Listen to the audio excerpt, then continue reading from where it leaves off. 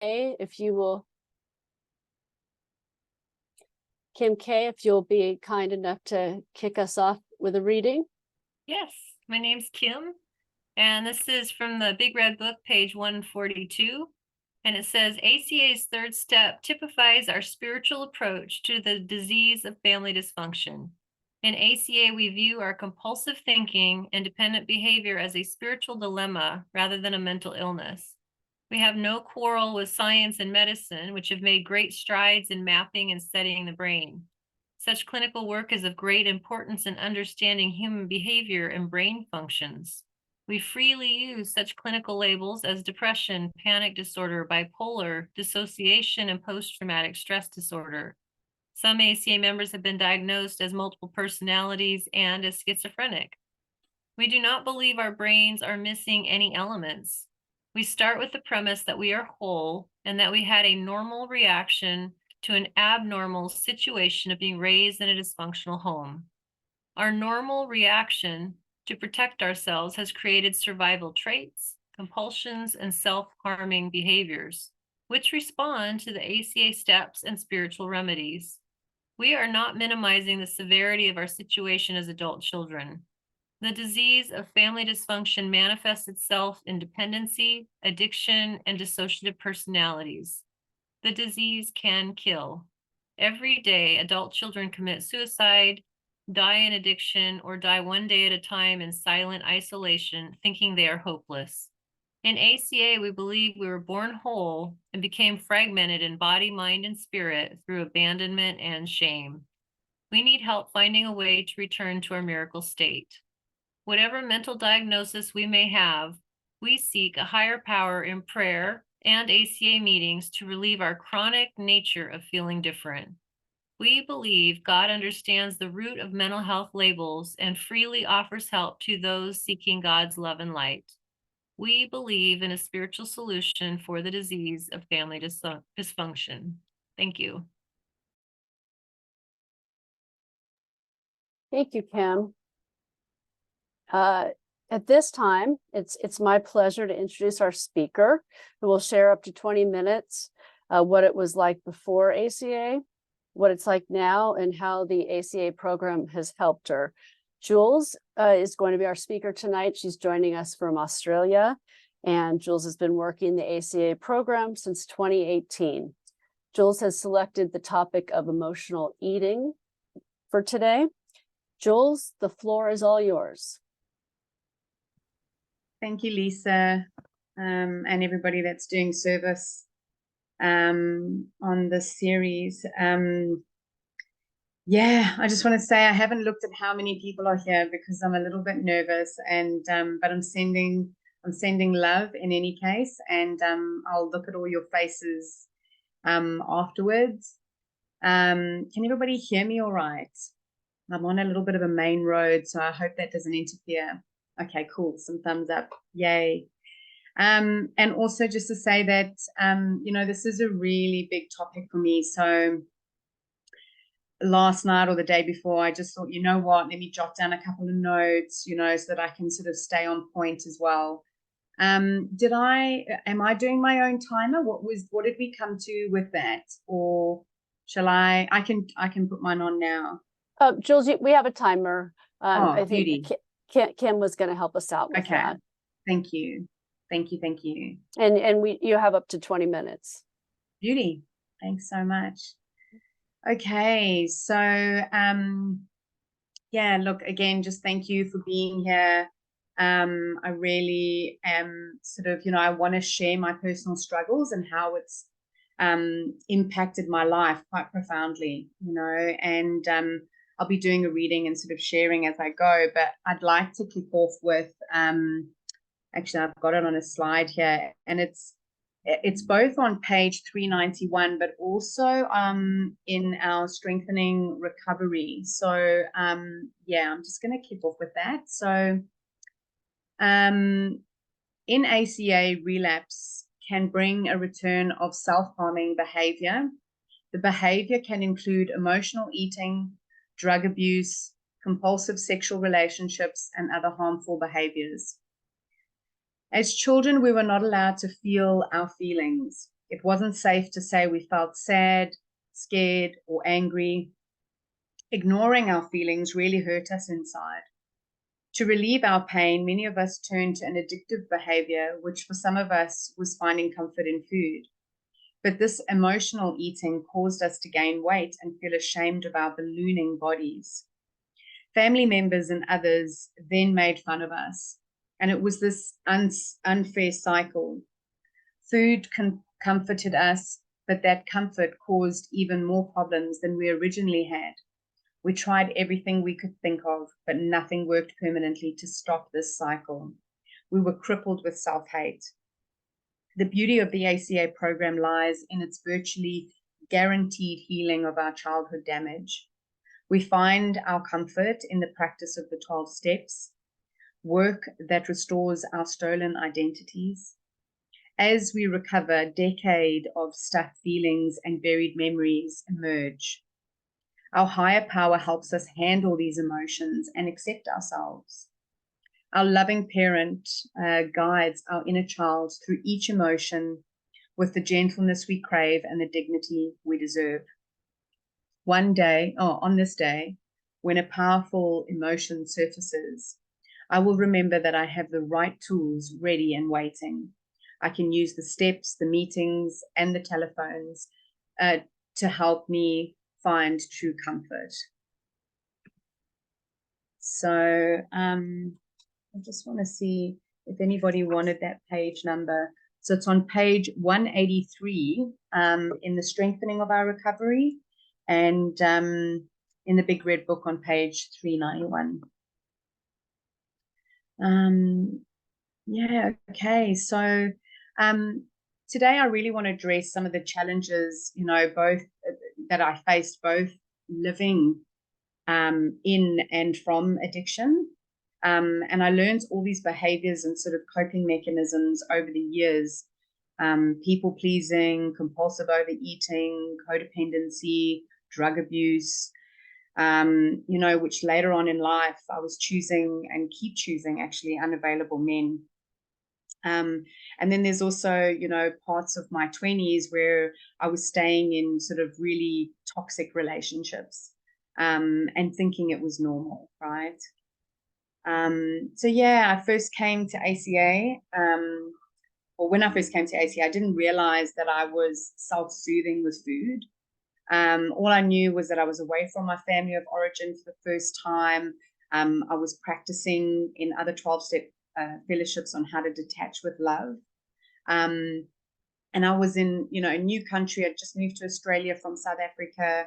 I was 3 years sober at the time. And so I had a bit of an understanding of like the 12 steps and how that's like been working in my life, or how it had worked in my life. Like I'd touched on sort of some of my past, obviously coming through step 4, 5, and 6. And worked through it. I'd done the AA, I'd done the NA round, I'd done a couple of rounds of steps. And believe it or not, 6 months, 12 months apart, stuff still keeps coming up. More is always revealed, So yeah, growing up in a like sort of neglectful, abusive, and really dysfunctional home, I can see today how this affects pretty much all areas of my life. It's really not just like one straight line either. I've had to have some time in ACA to really understand my place here. Like it didn't make sense at the time. Like funny enough, when I was doing this reading now, I bit off topic but not, I spent about 1.5 years in a food and emotions meeting about 3 or 4 years ago, and I just got goosebumps all over my body while I was reading that, which like they talk about, I don't know if I'm allowed to say references, but The Body Keeps Score is a book that really resonates with my journey, and it really is stored in my body, So yeah, and look, everybody has their own individual story to share what it was like, and I just think living, what is keeping me here is every time we read through those promises, and that's really special. So yeah, look, I was born in New Zealand, into a family what seemed to be like a pretty normal family. You know, my mum, my sister, and I are Kiwis, and my father was South African. And I think when my parents met, it was all this, like, I don't know if it was in the 70s, like it was just like careless, live free, you know. They traveled a lot. They were, like, the feeling I get, they were kind of like hippies and really enjoyed, like, I suppose, mood and mind altering substances. But that, you know, that wasn't as prominent later on in, you know, they talk about how the disease of addiction is progressive, you know. And so yeah, as I say, much later on, that sort of real dysfunction was noticeable. Other family members, you know, friends at school started to notice that, you know. And like, I guess I was kind of in my early teens, and really like rebelling, you know. And I want to say, like I don't want to generalize, but like most teenagers do at some point, you know, like yeah. And look, at that time in my early teens, you know, my dad couldn't do one day sober. He couldn't manage a day sober. So he had been having, excuse me, disciplinaries at work, sort of rocking up on the job drunk. And my mum and I, you know, my mum and my sister and I didn't know this. And he was hiding all these disciplinary hearings from us. And yeah, so we all had absolutely no idea that this is what was going on for him, you know. And I guess my sort of codependent mum, you know, could, you know, often she'll say that she feels like she could really she could have helped him at that point, you know, but when it all came out, it was too late. And then, you know, it was this yeah, just this long downward spiral. You know, his disease got worse. He became more abusive, raging. And it took my mum years to leave him, you know. And the abuse, you know, I don't want to trigger anybody, but my dad would take it out on me, you know. And I think they call that in this program their scapegoat, you know, like it all just was directed at me because I was outspoken. I was, you know, yeah. Anyway, so yeah, my dad's the alcoholic of the family, and my mum is sort of the emotionally unavailable, like codependent. You know, she was the feeder and the entertainer of the family. I remember in the yellow book, it talks about like when you're doing your family tree, you know. And my mum was the feeder, often cooking different meals for my dad and like the kids, you know. And we all sort of like, for as much as I can remember of my childhood when my family was still together, we always had family members over, big dinners, barbecues, you know. And these barbecues would turn into big drunken parties, you know. And I remember thinking, you know, I remember seeing my dad, you know, I don't even actually know if I want to say that, but I remember seeing my dad be abusive to one of our pets. And I remember that taking me a really long time to process, to understand. I don't think I ever really understood that. But as a child, you know, like, and it was because our dog jumped up to grab some food, believe it or not, and he just, you know, retaliated. And you know, so anyway, it was really normal for me from a really young age to have developed this sort of like need for food always. Our house had plenty of food, you know, like I think if there was an empty fridge, it kind of meant like we had problems as a family, you know. I thought about food all the time when I was bored, when I was stressed, when I was overwhelmed, you know, and food was always right there. You know, often I remember in my teens, often my sister and I would come home from school and we would just binge, like, you know, unsupervised eating. And, you know, like at that time, you know, like my sister was a size 8 and I wasn't, and my body was changing shape. And, you know, like I remember, yeah, I just remember thinking to myself, I see the portion sizes that she's eating, and I'm like, what's happening to my body, you know? And then there's another memory where, like, I remember dishing food for an ex-boyfriend, and it's him saying, oh, okay, I didn't realize that there had to be, like, the food had to be displayed in a certain way, you know? It's almost like eating at a fancy restaurant kind of thing. And I was like so taken aback, because like that's how the food was served for me as a child, you know? My mum was just all over the kitchen. It was like her area, you know? And so, yeah, I guess like food became a source of distraction, even like a reward, you know, and it emotionally comforted me when my parents weren't there, when, you know, when they would argue, when they would fight, which, you know, it's interesting because my sister and I have very different memories of our childhood, you know, which was difficult for me in the beginning of ACA. You know, and my sister was on the other side of the house, where I was right next to my parents' bedroom. And yeah, like I would hear the arguments, I would walk in on them sometimes, and, you know, be screaming, trying to just, oh, it was messy. And my sister knew nothing of it, you know. So yeah, like in times of stress and sadness, you know, I would turn to food in a way to almost placate my emotions. Like it became this, I think I've heard like a relaxive response, which like it's a habit that I would turn to without consciously thinking about it, you know. And this kind of like reliance on food, this like coping mechanism, you know, in so many ways has hindered my ability to honestly like follow a healthy diet, you know.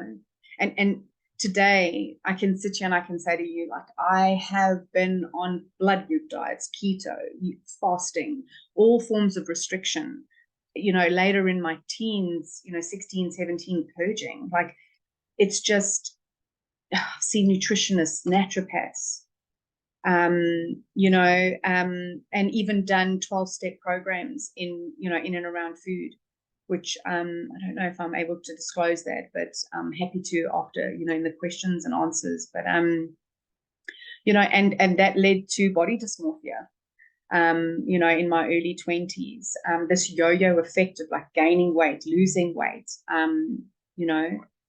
And when my parents split up, I was about 15 or 16.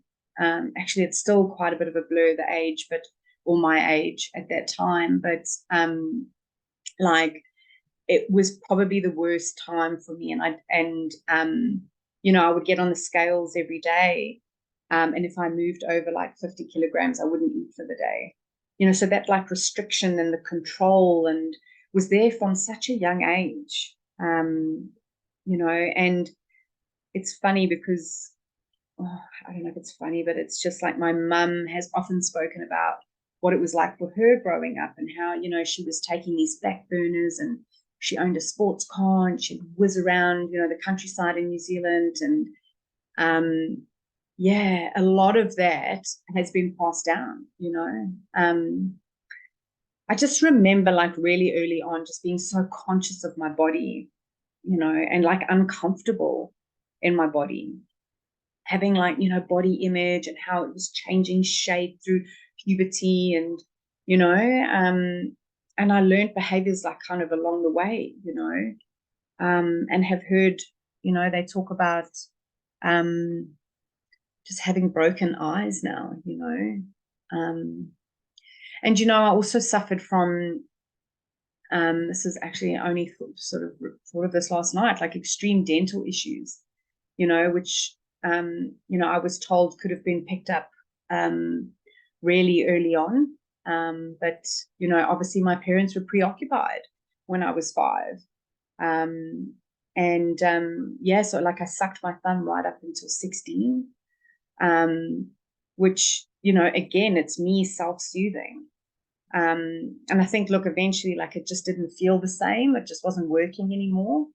You know, and I guess I just moved on to the next behavior, food, drugs, men. And I guess I'm just like more recently recognizing that connection between thumb sucking and how it affected my teeth and my gut health. And, these are like, I'm just beginning to understand these are like crucial steps in my journey towards like just my overall well-being, yeah. Look, today, like I understand that this behavior is not simply just a physical action, that means self-soothing, but, like from such a young age, it was all these signs were there, and just, yeah, swallowing saliva and bacteria through my thumb and how that disrupts the healthy bacteria and these imbalances in your digestive systems, yeah, I mean, I've heard, my childhood trauma. I wrote this down somewhere. Just Minutes, Jules. 10 minutes. 3 minutes. Thank you.